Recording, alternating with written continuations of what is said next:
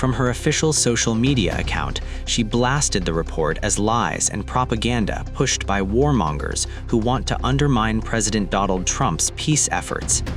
Then, on her personal account, she doubled down. Gabbard argued that Russia simply does not have the capability to conquer and occupy Ukraine, let alone invade Europe.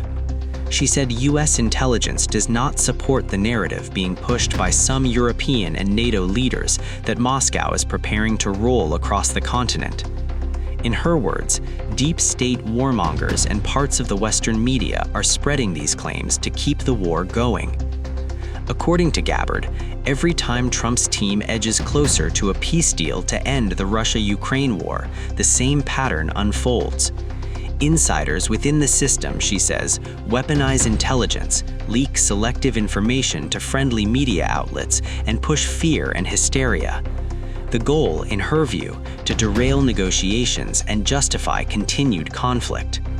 Speaking at a Turning Point USA event, Gabbard accused EU and NATO leaders of nudging the United States toward a direct confrontation with Russia. She warned that powerful interests are actively working to block talks, sabotage Trump's push for a settlement, and drag America deeper into the war. "We cannot allow this to happen," she told the crowd. Gabbard's message is grounded in her own military background.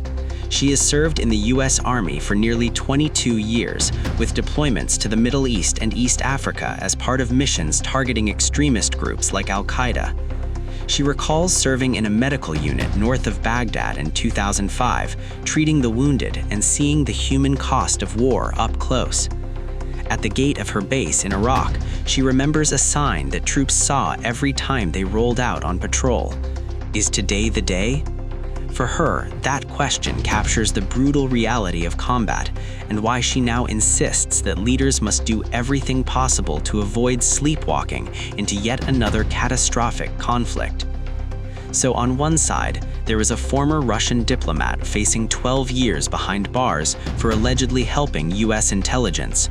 On the other, the current US intelligence chief publicly accusing elements of her own world, the so-called deep state and media allies, of twisting intelligence to prolong war. Both stories revolve around secrets, power, and trust. They show how, from Moscow to Washington, the struggle over information and narrative can be just as fierce as any battle on the ground, and how the lives of individuals, whether a low-key diplomat in a van or a decorated soldier on a stage, get pulled into the center of that storm.